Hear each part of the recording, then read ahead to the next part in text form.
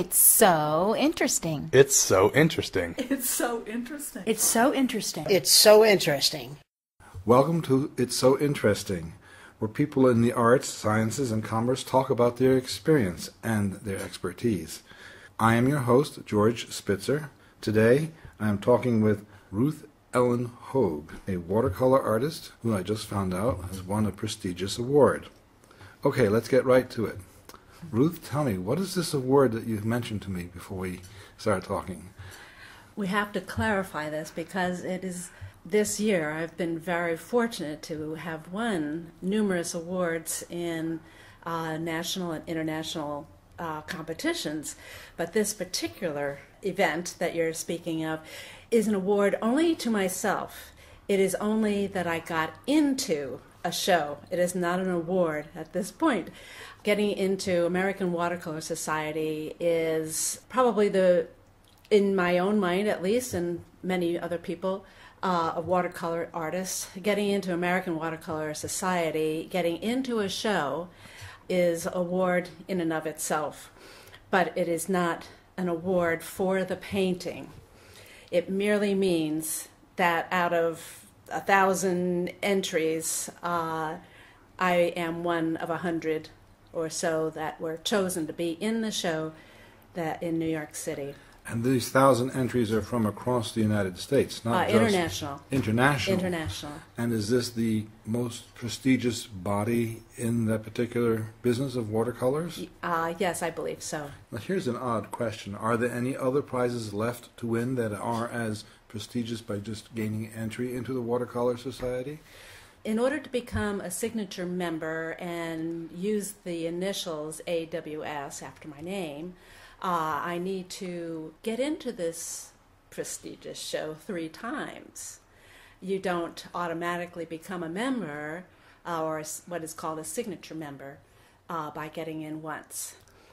So I will have to go through this process who knows how many times before I am accepted 3 times, and then I'm eligible for a signature member. So that would be a goal. A signature member is somewhat like being tenured?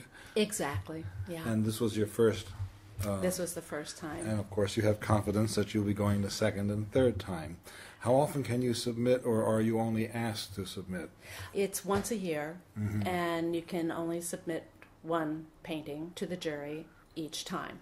I should say obviously, but we're on radio, but obviously as a watercolor artist, I get to see some of your artwork.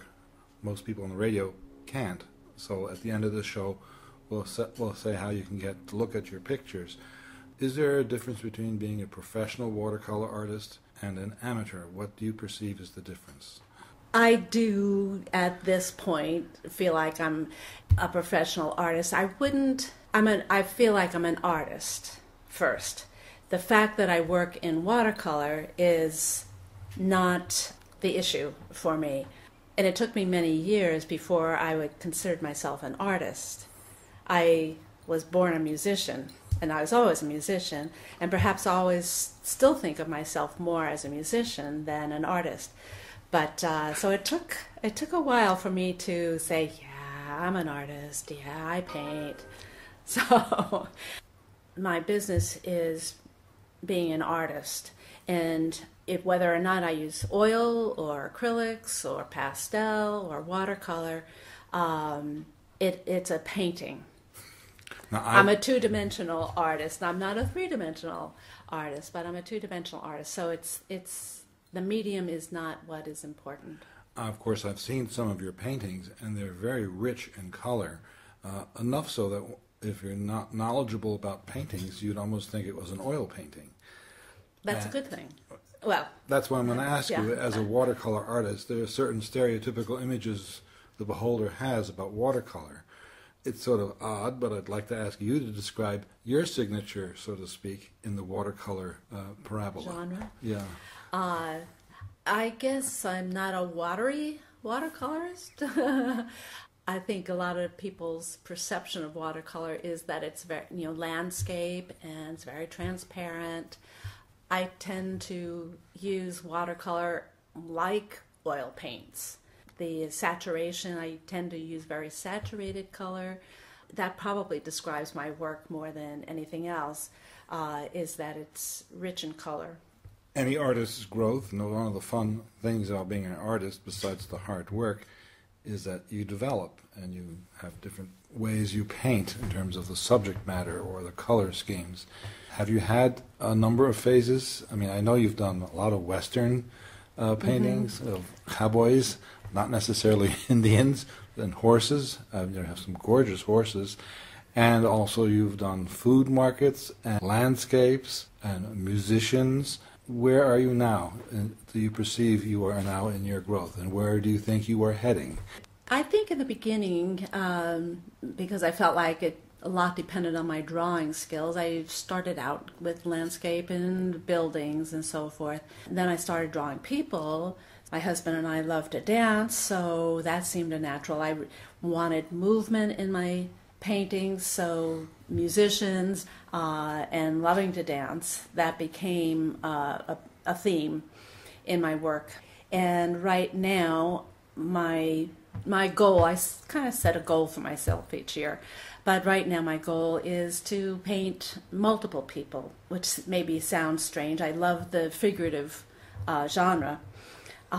So when I'm doing dancers and musicians, there tend to be one or two characters, maybe three.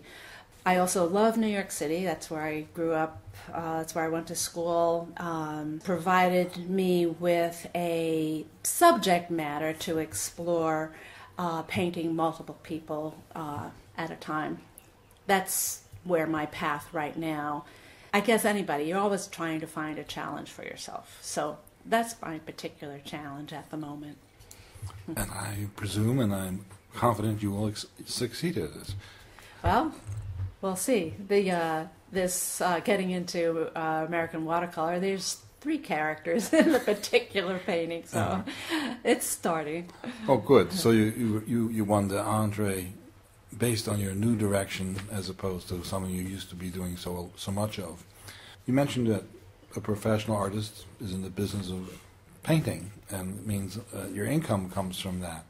I've noticed that with many artists, they tend to get burdened with the business of being a painter, and filling in tax returns, certificates Don't for this. Don't mention that right now.